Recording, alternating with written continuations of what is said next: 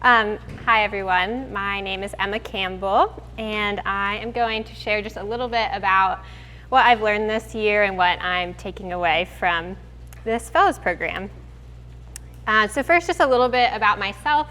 I am from Richmond, Virginia, and I went to the University of Virginia where I studied economics. My internship has been with the Governor's Office of Faith-Based and Community Initiatives, where I have focused on their anti-human trafficking initiative. I decided to do Fellows for a lot of reasons, but I think the main ones, one being that I exited college with a lot of uncertainty and a lot of unknown and really didn't know what I was going to do next. And so I really hoped that this program would just teach me more about the Lord and who He's made me to be, and hopefully get some direction there. I also was just excited to learn more about faith and work and how those intersect and how I can live that out. And then I also was just really excited to move to a new city with a built-in community.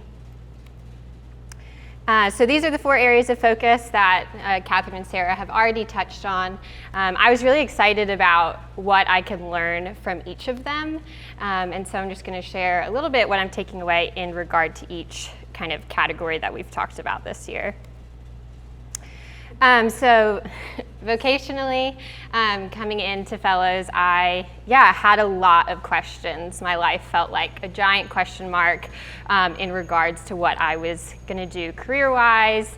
I didn't know how I could best use the gifts the Lord has given me. I felt like it would be a waste not to use my major, and I kind of come to a point that I felt like only ministry would be purposeful.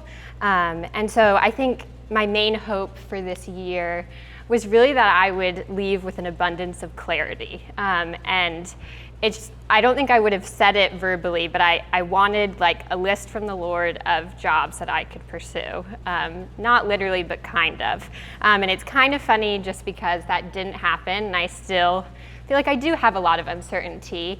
But I do see how the Lord provided something that was far more impactful and something that I needed even more so than just a list of jobs. And I was really impacted by our class with Lane Ford on Every Good Endeavor. I felt like my perspective of what work was radically shifted. We talked about that marketplace work in specific. That it was a chance to restore broken pieces in our world, and that we could partner with our ultimate restorer to make this place look a little bit more like heaven, that we could give glimpses of what is to come and invite people into that. And it has just been so life-giving and encouraging to be practicing that as I go to work every day, to try to live that out and see my work as a chance to do that. And I don't know what I'm doing next still, but I see work as an opportunity, whether it's bringing order or if it's bringing unity or love, whatever my work might do, that it can give glimpses of what is to come. And then another perspective has just come from all the stories we've gotten to hear, especially in vocational lunches, week after week, hearing people say, I didn't know what I was doing out of college, or I didn't understand why I was in this job, but where I am now, I can see how the Lord was faithfully weaving a beautiful story for me. And something about that repetition has really just built a greater faith in me that He is good and He will be faithful and He will write a beautiful story for me as well. And so that's just been so encouraging. And so my plan really going forward in regard to vocation is to keep reminding myself of these perspectives. And one way that I've reminded myself what work is and who I'm working for, and that it's not my identity or my worth, has been using car time to and from work to pray and to worship and really center myself in the Lord. And that has just been really helpful for me this year, and something that I want to continue to do. And then also, I just want to keep asking for stories of His faithfulness. I don't know if that's going to be asking someone to coffee every other week, once a week. I know I'm going to be needing reminders of His goodness and that He does have a plan for me. Those are a couple things about vocation. community. So pre-fellows community really was my greatest blessing at UVA.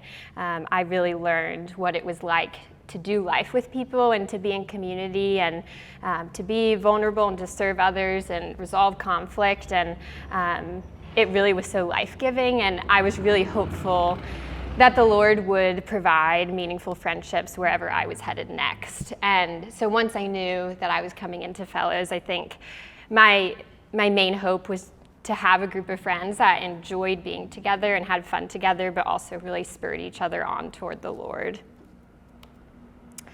And I will say I was very shocked when I found out there were only 6 of us.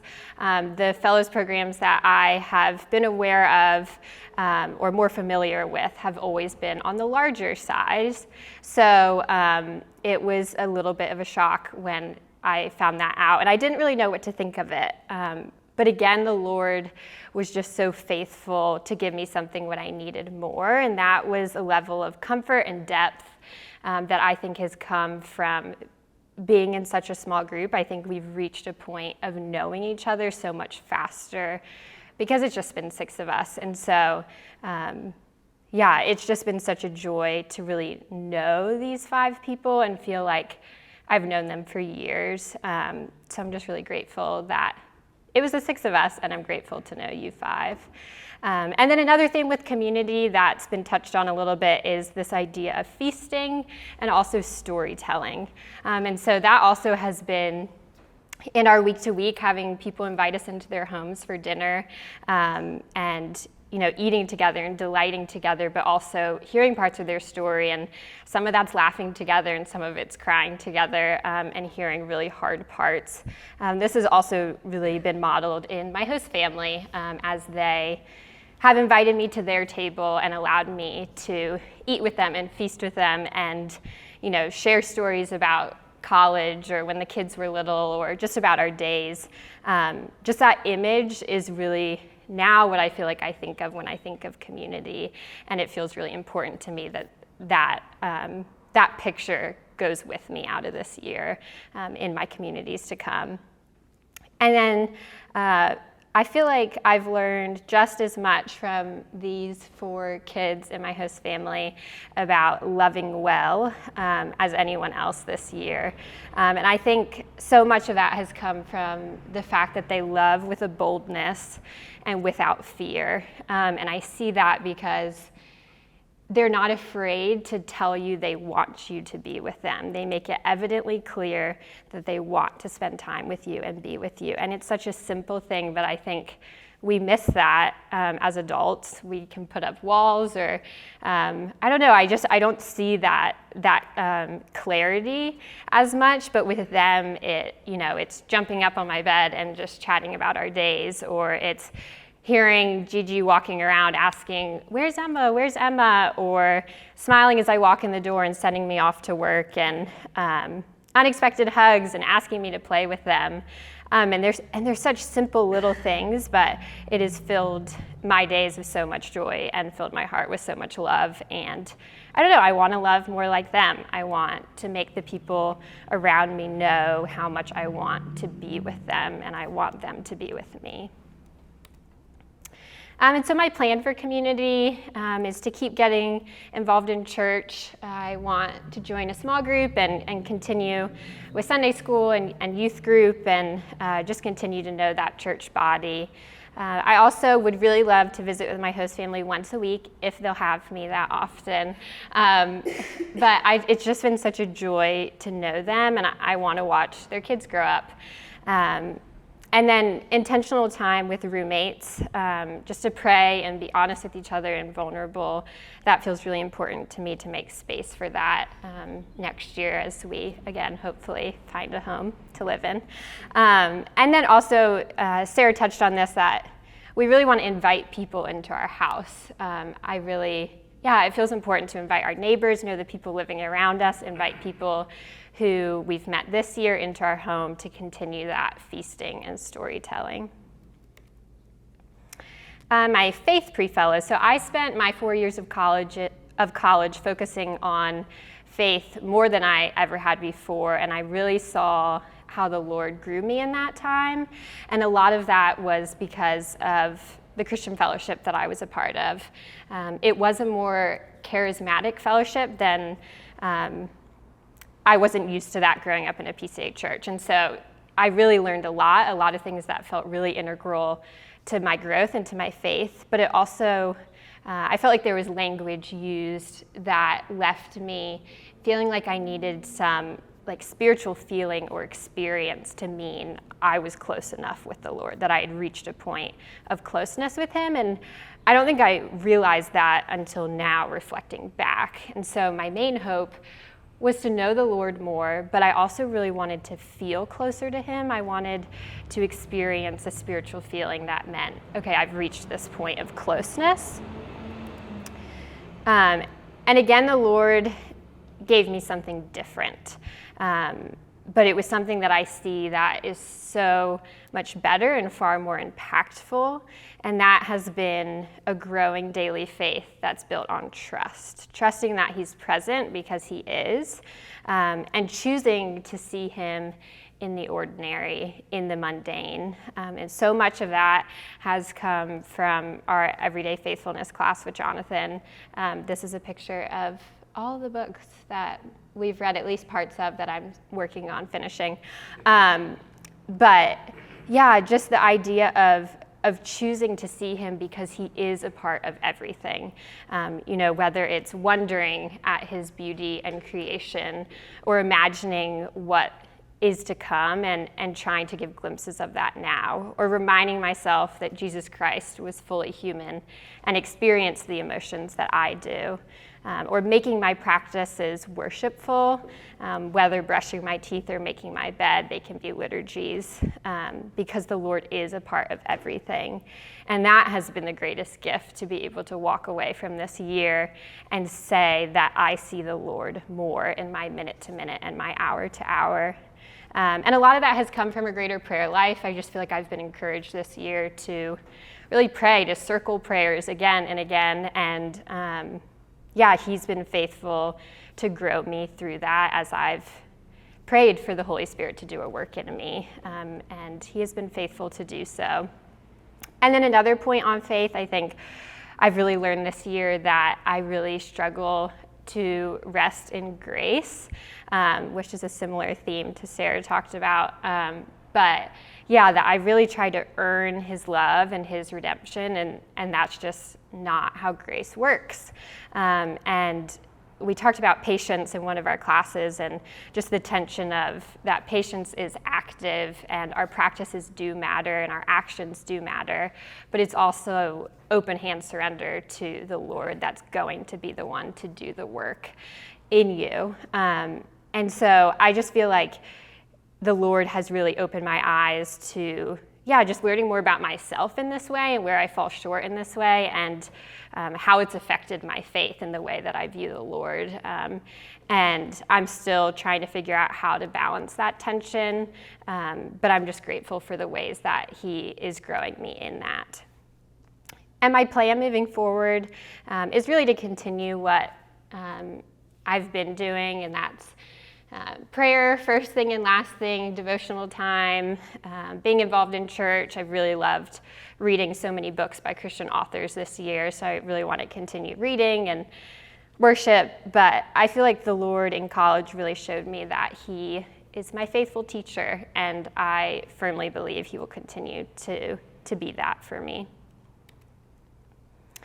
And then civic responsibility. So going into college, I was very aware of the brokenness in Charlottesville, Virginia. I moved in a week after, to my freshman dorm, a week after the white supremacist rallies, and it led to 4 years of a lot of conversation and a lot of classes that pointed out injustices and brokenness in our world. And my eyes were really open to that, and I felt the Lord really put a lot of that on my heart. But I also really stayed in my college bubble, and I missed an opportunity to love a city really well and know its people really well. And so I really hoped coming into this year that that I would begin to know a city and love it and its people, and kind of figure out how I could do that, how I could play a role in that. And I think I'm walking away with things that just feel a lot more important to me now. And one of those is, we talked about it, I think, like one of our first days, of knowing the good and the bad and the ugly of the place that the Lord has you in. And also just the importance of hearing about that from the people that are being affected by it. Also just the importance of recognizing every person as an image bearer. I think that is something that I tried to do before my time at Fellows, but I've been just really inspired by people who see people where they are, love them as they are, and I've just been really encouraged to better put on the lens of Christ, to see people as he sees them. And I think that's just built up a desire in me to see those who can be left to slip through the cracks. And my plan for this category, this one felt the hardest for me to come up with, I think, because there is so much brokenness and that feels daunting and overwhelming. But if I've learned anything from this year, it's just we are called to love people where they are, where we are. And one way that I want to do that is to continue volunteering with Nations, which Sarah mentioned is an organization that serves refugees in the city. And that's a picture with some of the ladies we've met this year. But I've just really loved the time with them and really want to continue fostering relationships there. And then another theme that we've talked about is inviting people to the table who are different than us. And I don't know what tables I'm going to have access to, and but I do know that I want to do that, and I want to be held accountable to that. Whether it's a work-based table or if it's also just inviting people to my table. And then I want to continue just learning about the city and its people, and hearing people where they are and seeing them where they are. So just two themes that I really saw as I was reflecting and putting this together. One, that the Lord has shown me he will always provide what I need, and that is always more impactful and far better than what I might want. In all of these focuses, I've seen how God just, he gave me something better, something that I can take with me. And my expectations in some ways weren't met, but at the same time they were surpassed because of the things that he's provided. And then secondly, being a faithful steward of the roles that he's given me is what I'm called to pursue daily.